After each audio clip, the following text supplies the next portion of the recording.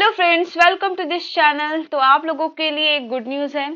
Railway की तरफ से नई वैकेंसीज आई है जो है आपके साउथ ईस्ट सेंट्रल रेलवे में ट्रेड अप्रेंटिस की। ठीक है, तो इसी के रिगार्डिंग हम लोग यहाँ पे इसकी डिटेल नोटिफिकेशन देख लेते हैं और इसमें आपकी एलिजिबिलिटी क्राइटेरिया क्या रहेगी, इसमें आपकी सिलेक्शन प्रोसेस क्या है। ठीक है, तो सब कुछ हम लोग इस वीडियो में डिस्कस कर लेंगे। तो चलिए स्टार्ट करते हैं नोटिफिकेशन। जैसे कि आप देख सकते हैं, ये साउथ ईस्ट सेंट्रल रेलवे की ऑफिशियल नोटिफिकेशन है। इसकी जो एप्लीकेशन फॉर्म है ये ऑनलाइन मोड है, इससे आप ऑनलाइन के थ्रू ही अप्लाई कर सकते हैं। और इसकी स्टार्टिंग डेट है 3 ऑफ मई, जो कि स्टार्ट हो गई है, और लास्ट डेट है 3 ऑफ जून। ठीक है, और इसमें जो आपकी ट्रेनिंग होगी वो ट्रेड अप्रेंटिस की ट्रेनिंग है। ठीक है, इसमें देख लेते हैं vacancies and number of post क्या है, trade wise and category wise. तो देख लीजिए यहाँ पे बहुत सारे ट्रेड पे, मतलब ऑलमोस्ट ट्रेड पे यहाँ पे वैकेंसीज निकली है। अनरिजर्व के लिए कारपेंटर में देख लीजिए, अनरिजर्व के लिए यहाँ पे 9 है, ईडब्ल्यूएस के लिए 3 है, ओबीसी के लिए 7 है, एससी के लिए 4 है और एसटी के लिए 2 है। तो यहाँ पे टोटल आपको 25 वैकेंसीज देखने को मिलेंगे। तो वैसे ही देखिए कोपा, जो कि आपकी कंप्यूटर से रिलेटेड ट्रेड है, इसमें आपकी अनरिजर्व के लिए 40 है। तो इसी तरह देखेंगे तो आपको यहाँ पे टोटल यहाँ पे 100 है वैकेंसीज। ठीक है, तो वैसे यहाँ पे इलेक्ट्रिशियन में देखिए, आपकी इलेक्ट्रिशियन में आपको ज्यादा वैकेंसी देखने को मिलेंगे, टोटल यहाँ पे 105 है। ठीक है, कैटेगरी वाइज देख लीजिएगा। फीटर में भी आपको ज्यादा देखने को मिलेंगे 135, जिसमें अनरिजर्व में ही 54 है। ठीक है, तो इस तरह आप देख लीजिएगा, यहाँ पे ऑलमोस्ट स्ट्रेट पे यहाँ पे वैकेंसीज निकाल दी गई है कैटेगरी वाइज। यहाँ पे टोटल है 548। ठीक है, इसके बाद देख लेते हैं इसका एजुकेशनल क्वालिफिकेशन क्या है। तो यहाँ पे सिंपल सा आपका 10 पास होना चाहिए और साथ में आपने आईटीआई किया है इन रेलिवेंट ट्रेड्स पे, तो आप इसके लिए अप्लाई कर सकते हैं। ठीक है, फिर आपकी एज लिमिट क्या रहेगी, तो यहाँ पे मिनिमम 15 इयर्स बोला गया है और मैक्सिमम यहाँ पे 24 इयर्स बोला गया है। ठीक है, और ये एज आपकी एज पर होनी चाहिए 1 जुलाई 2023। ठीक है, और बाकी जो स्पेशल कैटेगरी है इन्हें यहाँ पे एज रिडक्शन दिया है एज पर गवर्नमेंट रूल। तो जैसे कि देख सकते हैं, एससी एसटी के लिए 5 इयर्स दिया गया है, ओबीसी के लिए यहाँ पे 3 इयर्स दिया गया है, एक्स सर्विसमैन पीडब्ल्यूडी के लिए यहाँ पे 10 इयर्स का एज रिलैक्सेशन दिया गया है। ठीक है, नीचे देखेंगे तो आपको यहाँ पे और अच्छे से क्लियरली यहाँ पे बता दिया गया है। यहाँ पे डेट यहाँ पे मेंशन कर दिया है कि आपका क्या, मतलब आपके इन डेट के बीच में आपका डेट ऑफ बर्थ होता है, तो आप इसके लिए अप्लाई कर सकते हैं। तो देख लीजिएगा, अनरिजर्व के लिए यहाँ पे 1 जुलाई 1999 से लेकर 1 जुलाई 2008 के बीच में आपका बर्थ डेट आता है, तो आप इसके लिए अप्लाई कर सकते हैं। बाकी जो एज रिलैक्सेशन मिला गया है उसके अकॉर्डिंग भी यहाँ पे डेट मतलब डेट बता दिया गया है। ठीक है, फिर इसकी पीरियड क्या है, तो ये 1 ईयर की ट्रेनिंग है। ठीक है, और इसमें और यहाँ पे जो स्टाइफन है वो यहाँ पे दी जाएगी। ठीक है, एज पर गवर्नमेंट रूल। तो यहाँ पे स्टाइफन मेंशन नहीं किया गया है, तब भी मैं आपको अप्रोक्सीमेट बता सकती हूँ। यहाँ पे 8,000 आपको मिनिमम स्टाइफन दिया जाएगा।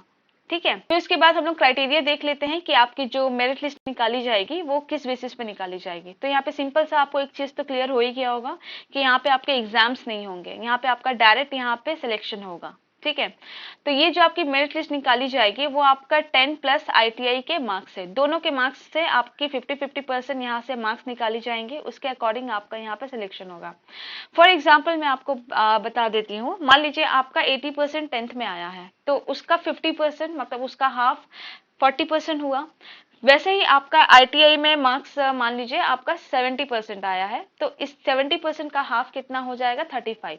तो यहाँ पे 40% 10 का और आईटीआई का 35%, दोनों को ऐड कीजिए तो आपका टोटल यहाँ पे होता है 75%।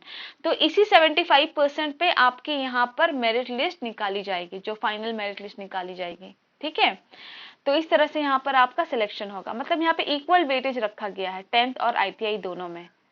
ठीक है, फिर उसके बाद आपको डीवी के लिए बुलाया जाएगा, डॉक्यूमेंट वेरिफिकेशन के लिए, और साथ में आपका मेडिकल एग्जामिनेशन भी हो जाएगा। ठीक है, फिर नेक्स्ट यहाँ पे देख लीजिए लास्ट डेट क्या है इसकी, 3 ऑफ जून। ठीक है, और ऑनलाइन एप्लीकेशन स्टार्ट हो ही गई है 3 ऑफ मई से।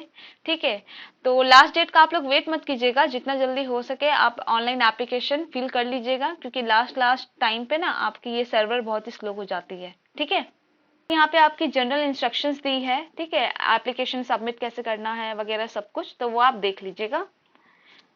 तो ये थी आपकी फुल डिटेल नोटिफिकेशन। यहाँ पे नीचे देखेंगे तो आपको हिंदी लैंग्वेज में मिल जाएगा, ये आपकी बाइलिंगुअल लैंग्वेज में आपकी नोटिफिकेशन आई है। ठीक है, और एक चीज यहाँ पे मेंशन नहीं किया गया है, इसका एप्लीकेशन फी क्या रहेगी। तो देखिए यहाँ पे आपकी एप्लीकेशन फी नहीं है, 0 है। ठीक है, ये आपके लिए फ्री है, आप इसके लिए एलिजिबल होते हैं, आप अप्लाई कर दीजिए, यहाँ पे आपकी एप्लीकेशन फीस नहीं लगेगी।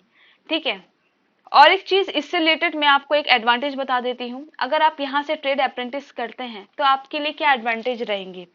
तो देखिए, जैसे कि आप लोग जानते हैं कि रेलवे में आपकी वैकेंसीज आते रहती है, जैसे कि ग्रुप डी हुआ, एएलपी हुआ, ठीक है। तो जितनी भी वैकेंसीज आती है ना, तो उसमें जो 20% जो वैकेंसीज होता है वो आईटीआई वालों के लिए यहाँ पे रिजर्व कर दिया जाता है। तो इसमें उन लोगों को बेनिफिट क्या मिलता है कि जब भी एग्जाम्स होते हैं तो जितना कट ऑफ जनरल कैंडिडेट्स को 80% या 70% जो भी कट ऑफ आता है, उसके अकॉर्डिंग यहाँ पे आईटीआई वालों के लिए यहाँ पे कट ऑफ थोड़ा कम हो जाता है। मान लीजिए 50%, 55% ऐसे कुछ कट ऑफ जाता है।